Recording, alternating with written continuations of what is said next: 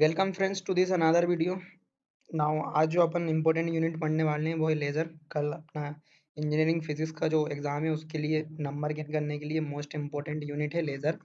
सो इसके ऊपर ये जो आप नोट्स देख रहे हो सबसे पहले तो आप राइट डाउन कर लेना।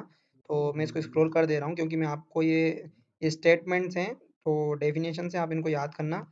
बाकी एक्सप्लेनेशन मैं आपको मेरे हैंडमेड नोट से कराने वाला हूँ। तो ये है सेकंड लास्ट इम्पोर्टेंट, आप स्क्रीनशॉट ले लेना। Thank you. नाउ तो अपन करते हैं लेज़र स्टार्ट। सो लेज़र को जिस साइंटिस्ट ने प्रोड्यूस किया था उसका नाम था H man H Memon.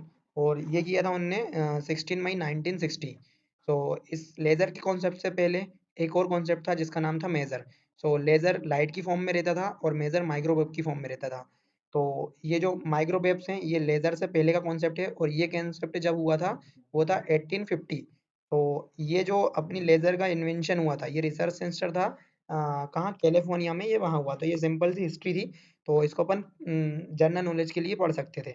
And laser का फुल फॉर्म होता है light amplification by stimulated emission of radiation. So application of laser के अंदर अपन देखते हैं सबसे ज़्यादा अभी जो वाइड यूज़ हो रहा है वो हो रहा है मेडिकल फील्ड में और इंडस्ट्रियल और कमर्शियल एरिया में। तो लेज़र के एप्लीकेशंस हैं, ऊपर नोट्स में लिखे थे, आप स्क्रीनशॉट लेके राइट डाउन करके पढ़ लेना।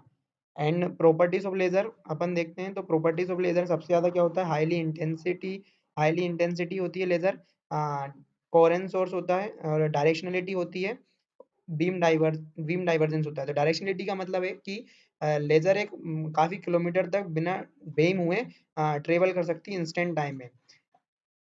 सो ये प्रॉपर्टीज ऑफ लेज़र थी। एंड लेज़र के अंदर ही लेज़र की सारी चीज़ें छुपी हैं। तो लाइट को अपन बोल सकते हैं जो लेज़र की फुल फॉर्म है light amplification by stimulated emission. तो एम्प्लीफिकेशन का मतलब क्या होता है कि सिग्नल को इंक्रीज करना, मतलब कि लाइट के अंदर कुछ पंपिंग एनर्जी डालना जिससे सिग्नल लेज़र की इंक्रीज हो। एंड लाइट का हो गया यहाँ पे इनपुट, और स्टिमुलेटेड एमिशन सबसे जो मेन वर्ड है वो यही है लेज़र के अंदर। तो लेज़र के जो एटम होते हैं उनके अंदर 4 ऑर्बिटल होते हैं, अपन ने पढ़े भी हैं KLMN। तो इनके बारे में ज़्यादा ध्यान नहीं देना है। And then principle of laser, एक ही चीज़ जो अपना भी था stimulated emission. So principle of laser action is only stimulated emission.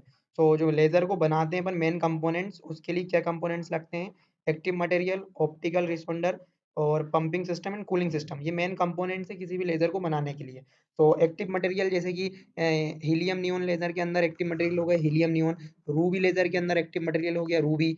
And optical word से आप सीधे समझ रहे हो 100% मिरर का पार्ट है।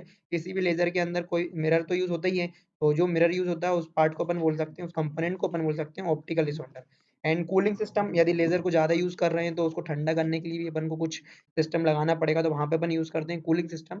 जो अपनी छोटी बैटरी रहती है उसमें अपन हीलियम का यूज़ करते हैं। एंड देन जो अभी लेज़र है, अपन जिस लेज़र को पढ़ रहे हैं उसके अंदर अधिकतर यूज़ होने वाली गैस का नाम है नाइट्रोजन। तो आईएमपी प्रोसेस है लेज़र के अंदर, जिनको अपन देख सकते हैं। ऊपर मैंने नोट्स में ड्राइव भी कर दिया था कि absorption process, population increasing, inversion and stimulated emission, spontaneous emission. So इन सबको अपन क्लियर करते हैं कुछ एग्जांपल और मैथमेटिकल डेरिवेशन के थ्रू। सो यहाँ पे देखिए अपने जो अपना एटम है अभी ग्राउंड स्टेट पे है। एंड एक्साइटेड स्टेट को N2 E2 से डिनोट करते हैं, ग्राउंड स्टेट को N1 E1 से। सो एब्जॉर्प्शन प्रोसेस से पहले जब अपना एटम रेस्ट फॉर्म में था तो अपन इसमें एक एनर्जी, एक्सटर्नल एनर्जी इसमें पुट करेंगे तो अपना जो एटम है वो एक्साइटेड स्टेट में चल जाएगा। तो E2 - E1 से अपन इसको डिनोट कर सकते हैं। एंड एब्जॉर्प्शन प्रोसेस यही है कि अपना जो ग्राउंड स्टेट से एक्साइटेड स्टेट में जो एटम अपना जा रहा है उसी प्रोसेस को अपन एब्जॉर्प्शन प्रोसेस बोलते हैं एनर्जी के थ्रू। एंड जो एनर्जी अपन डाल रहे हैं उसको अपन एच, एक्सटर्नल एनर्जी अपन पुट कर रहे हैं उसको अपन एच म्यू से डिनोट करते हैं। तो एच म्यू जो अपनी एनर्जी है वो अपनी यहाँ पे। अब अपन पॉपुलेशन इन्वर्जन के बारे में पढ़ते हैं और इसका मैथमेटिकल अपन डेरिवेशन देखते हैं। सो यहाँ पे d1/dt लिखा है, अपन ने डिफरेंशिएट कर रहे हैं डिफरेंशियल इक्वेशन। d1 इसलिए क्योंकि यहाँ पे अपना जो एटम था वो N1 पे था, इसलिए यहाँ पे dN1 लिया अपन ने। और यहाँ पे जो अपन ने एनर्जी लगाई थी एटम को ग्राउंड स्टेट से एक्साइटेड स्टेट में जाने के लिए, उस एनर्जी को अपन डिनोट करते हैं कोफिशिएंट से। तो यहाँ पे कोफिशिएंट है 1। एंड अपनी एनर्जी वहाँ पे 1 से 2 की ओर ट्रेवल कर रही थी, इसलिए 1 2। एंड जो एनर्जी अपनी लगी है उसको अपन डिनोट करते हैं omega mu, H U omega से। सो आई होप ये एब्जॉर्प्शन का डेरिवेशन था, मोस्ट आईएमपी 2 नंबर के लिए इतना क्वेश्चन था, लेकिन अपन पूरा अंडरस्टूड करते हैं। पॉपुलेशन इन्वर्जन जो अपना एक इम्पोर्टेंट प्रोसेस है लेजर के अंदर, वो क्या होती है? तो अपना जो अभी एटम ग्राउंड स्टेट से एक्साइटेड स्टेट में गया था, तो वहां पे वो परमानेंटली नहीं गया, वो एक स्पेसिफिक उसकी लाइफ टाइम है, उसके बाद वो automatically by the gravitational force के थ्रू फोटोन एनर्जी डिक्रीज होगी तो वो नीचे आ जाएगा। तो 10 इनवर्स 8 सेकंड उसका स्पेसिफिक लाइफ टाइम है। तो अपन पॉपुलेशन इन्वर्जन के लिए इस डेफिनेशन को पढ़ सकते हैं। After absorption we can say when the population of excited state is higher than ground state, this process is called population inversion. तो जब अपना एक्साइटेड एक्साइटेड स्टेट में अपना एटम हो और ग्राउंड स्टेट पे नहीं हो, तो वो जो प्रोसेस हुई है उस प्रोसेस को ही अपन बोलते हैं पॉपुलेशन इन्वर्जन।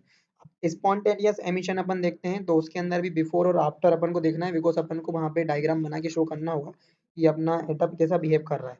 तो अब जैसा कि अपन जानते हैं एक्साइटेड स्टेट में अपना एटम था, आफ्टर 10 इनवर्स 8 सेकंड के बाद वो ऑटोमेटिकली नीचे आने वाला है, तो वो जो एनर्जी है उसको अपन एच म्यू से डिनोट करेंगे। तो इसके लिए अपन मैथमेटिकल इसका डेरिवेशन देखते हैं। तो different D N two upon D T. So N two इसलिए लिया है क्योंकि अपना जो एटम था वो एन टू से नीचे आने वाला है। एंड स्पॉन्टेनियस एमिशन के लिए यहाँ पे जो अपना एनर्जी अपने लगाई तो थी नहीं, ग्रेविटेशनल फोर्स की वजह से नीचे आ रहा था। तो ये जो अपना ए टू है, यहाँ पे जो कोफिशियंट है, बिना एनर्जी अपन ने लगाई नहीं है उसके लिए कोफिशियंट यूज करेंगे अपन ए। तो A21 इसका rate of equation for spontaneous emission. तो आई होप ये क्लियर हुआ ना, one of the most important topic जिसके लिए मुझे काफी लोगों ने आस्क किया था, स्टिमुलेटेड एमिशन। तो ये कुछ नहीं होता है, अगेन अपना 10.8 सेकंड के बाद जब अपना एक स्पेसिफिक टाइम के अंदर जब अपना एटम रिलीज हो रहा था ग्राउंड स्टेट के थ्रू, तो अपन ने एक और एनर्जी एक्स्ट्रा एनर्जी लगा दी। तो यहाँ पे डबल एनर्जी से अपना जो एटम था वो नीचे आ रहा था। And then rate of equation जो अपनी स्टिमुलेटेड एमिशन के लिए है, अपन देखते हैं डेरिवेशन मैथमेटिक डेरिवेशन। तो N2 से अपना एटम नीचे आ रहा, तो अपन N2 डेरिवेशन ले लेंगे टाइम के रिस्पेक्ट में। एंड यहाँ पे बी कोफिशिएंट इसलिए लिए एनर्जी बिकॉज अपन ने एक एनर्जी एक्सटर्नल एनर्जी लगाई है, और जब अपन एक्सटर्नल एनर्जी को लगाते हैं उसको अपन बी से डिनोट करते हैं। एंड देन जो रिलीजिंग एनर्जी थी एक्साइटेड स्टेट से ग्राउंड स्टेट के थ्रू, तो उस एनर्जी को अपन डिनोट करते हैं एच यू ओमेगा से।